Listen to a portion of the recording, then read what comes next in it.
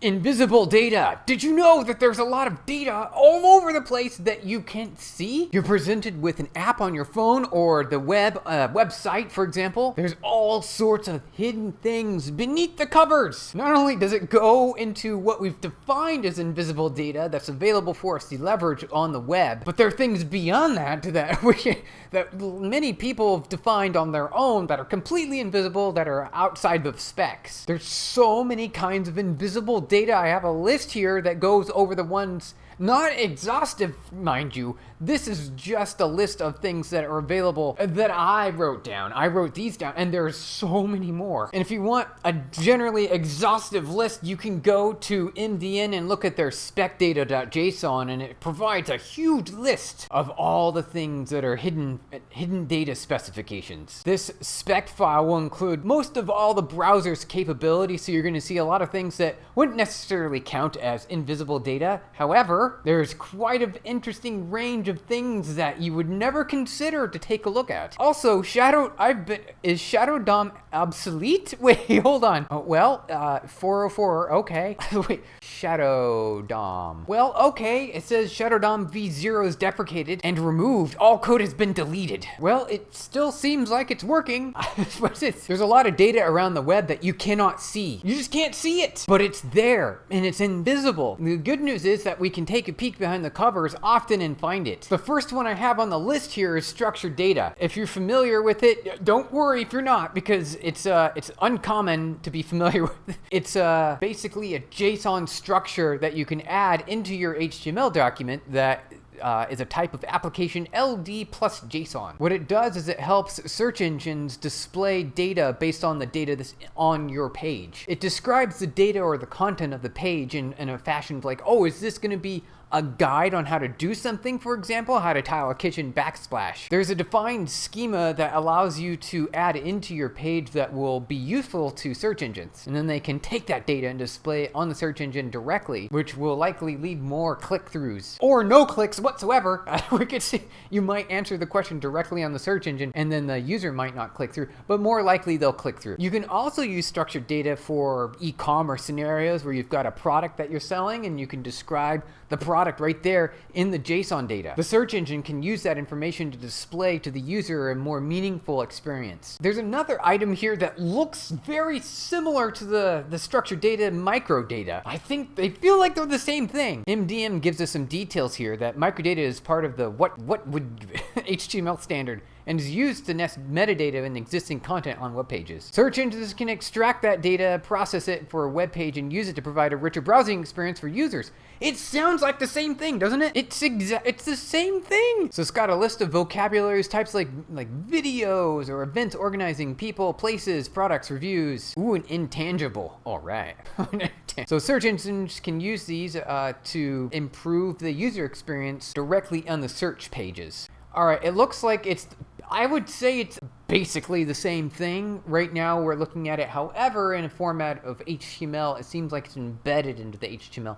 Rather than having an item at the top of the page with the JSON schema, you're embedding this information directly into the HTML of your website. There's a lot of data on the web that is invisible to you. Do you care? Probably not. But if you're a business or a data scientist, there could be some interesting opportunities in there. Now I have a list here that's going to walk through a whole bunch of ideas for ways to grab this data, but also what data is even available that's invisible. Very often forgotten are HTTP headers. There's a lot of interesting data that's held in those responses. Usually we just care about the payload, right? The actual data in the web page or the content that's delivered to us. However, there's some interesting headers that we could grab and include in whatever data research we're looking to achieve. These kinds of headers can give us a lot of information about whoever is the owner of the venue of the online property. Cookies are often a part of that as well. So in cookies, you'll have a lot of information about user sessions. Cookies are looking like they might be a thing of the past, so these aren't necessarily things that depend on. However, there's always those banners at the bottom of the page that says allow cookies, and I don't want to have to click every single time I have to click on. It's just in the way. There should be a better way about it, and I think basically we're going down the path of cookieless. However, there's still local storage and session storage, right? This data is usually driven from a client's interactions on a website and then stored on their local system. This data is often just left there and forgotten, and then it's just there. It's invisible. It stays invisible. How would you know it's there? Invisible data. It's invisible. How can you know? You can't unless you really start looking. And there's a lot of invisible data all over the place, and it's accessible. We can grab it, and we can do something with it if we wanted to. We're taking a look at all the kinds of invisible data that we can find on the web. While this isn't a complete exhaustive list, it's a pretty substantial list. Let's go through a few more here, like social media tags. These are tags that you often hear about, the Open Graph or the Twitter cards. They provide metadata information about what to display when you're sharing a link on social media. For example, you'll often have like an image. Usually it's just the image that goes along with it. But there's other things like what the title of the page is, maybe a little snippet of information about what the content is that you're linking to. These are the meta tags. For example, you can see here is an example of these social media tags that you can provide. What gives us these OGs, the title, the type, the URL, and the image. There's also a specific one for Twitter. Okay, so you'd have to say Twitter, description, and image, and card. All right, in case you were confused like I was, the card specifies what the sort of footprint of the share is going to be. For example, it could be a slim image or a larger image, more text descriptions. This gives you kind of like the footprint of what that media share is going to be. We also have more invisible data like link prefetching and preloading, which tells the browser that, hey, there's things that are here that are going to be wanted to load here in the future, so we should preload these so that the user will have a good seamless experience. This one's pretty straightforward and simple. You've got two options. One, you can embed something in an HTML page directly called link prefetch. The other is you can add it to an HTTP header called link and format it like this with rel equals prefetch. Ooh, we can also do DNS prefetching. Okay. So here we go. So you're not actually loading a resource, but you want to capture the IP addresses associated with where the resources are located. This can help improve the user experience by making things faster. The user wouldn't know, and no one would, because it's invisible data. Invisible data can come in the form of security. Definitions of security often can be embedded in HTML websites. One of those things is content security policy. We can add a layer of security that helps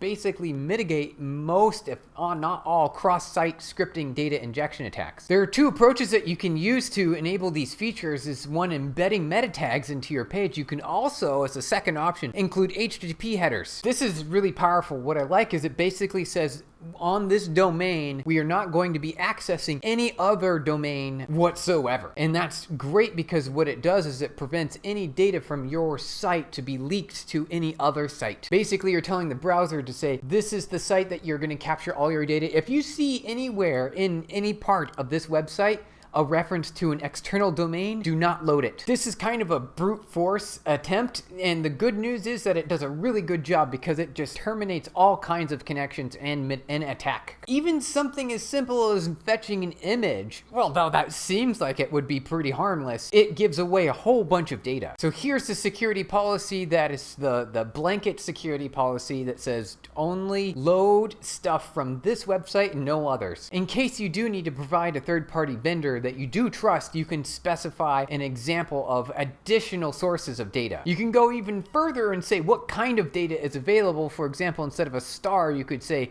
this could be scripts or it could be images. If you're a web developer, definitely make sure to implement this because it's super easy. It's just a simple meta tag that you add to every single one of your pages. Also, if you have access to HTTP headers, you can apply the HTTP headers directly as well. We're talking about invisible data that's there that you can't see, you can't touch it, but it just happens to be part of your experience. When you're on the web, there's often interactivity that is embedded into the web browser, often generated through CSS and JavaScript. There's a new approach, WebAssembly. This allows developers to execute compiled code directly on your system. That sounds scary because they're a danger zone, though these kinds of containers are pretty well stable and they do have a nice sandboxing. So much so that it completely eliminates any I/O. There's just a very narrow band of communication that can occur between WebAssembly WebAssembly binaries and the web browser, and it's just a simple message passing interface. And the binary itself doesn't have access to network or disk or anything. It can only do logical interactions. It is invisible, however, that data,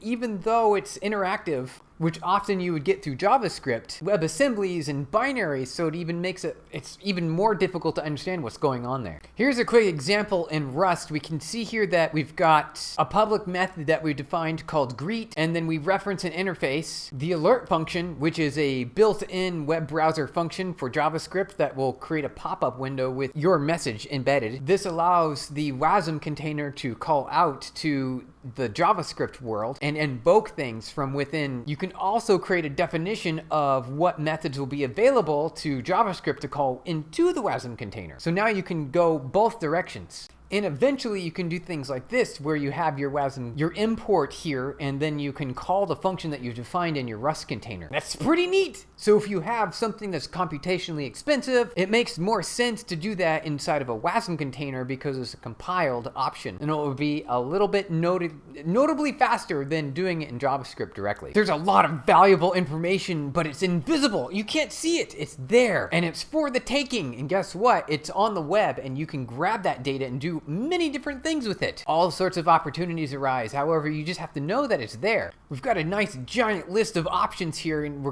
I want to make sure to cover, I'm not going to cover all the entire, it's just a bit too much. There are some fun ones that here I want to just kind of quickly go over. Oh, look, I didn't really, okay, so favicons, you're probably familiar with those icons that appear in the tab window. It's like a little icon that shows up. There's separate favicon images for different devices and platforms.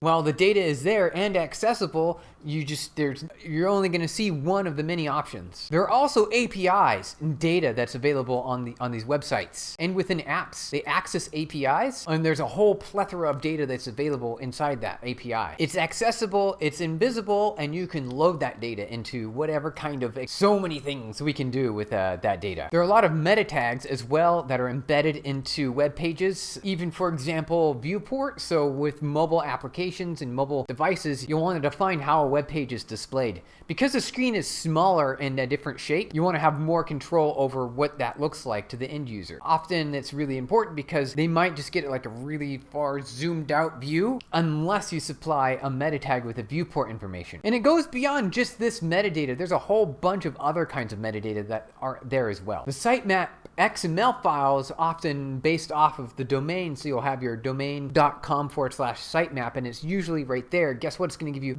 mostly basically every single accessible page, and that's a huge amount of information. This might be a really good one if you're looking to harvest some data. And if you want to follow the rules of that data harvesting, then you'll want to load the robots.txt file, which will define instructions specifically about how web pages can be crawled. There's information in there that says do not crawl under many scenarios. For example, there might be data there that is potentially indexable by search engines that wouldn't be really all that relevant for search engines to index. So a robots.txt file can define this information that says don't index this. It's not anything interesting. No user will want to see this data. There is data over here, but you don't want it. Also, from a web crawler perspective, training AI models is a big deal these days, and gathering as much data as possible is really important because it allows you to train up AI models that do various tasks. The more data they have, the smarter they get. And if you're a good actor, you'll follow the rules of robot.txt. If you're a bad actor, you'll just ignore it altogether. We've got a couple more items on our list here. Functional attributes, which are the rel and lang tags to say, hey, this language here is going to be English or a different language. That one's straightforward. It describes what language is on the page. Another interesting attribute on anchor tags, there's a rel no follow, which tells search engines that there should be a no association between the link that's embedded here on the page. Basically, ignore any possible association. From an SEO perspective, when you're optimizing for search engines, you might be linking to a page that's mostly irrelevant in terms of the existing page, which means that there might be, from an algorithm perspective, you might want to say, hey, guess what? This information is useful to the user, but from an SEO perspective, I know this will degrade the overall value of the page, so don't follow this link. And we also have assistive attributes with the ARIA tags that describe details for accessibility features that are embedded in browsers that help identify identify certain, let's say like certain interactivity features that aren't like basic and default to a browser. For example, if you have a button with the button tag, that's pretty clear that the button is going to do something when you click it. However, there's often UI features that are defined in div tags or other kinds of tags that are not obvious to like a screen reader, for example, that describes, hey, this part of the page is interactive. And the interactivity, when you click these things or interact with it, it will provide this output. So ARIA tags are meaningful from an accessibility perspective, and also typically goes unnoticed or is hidden.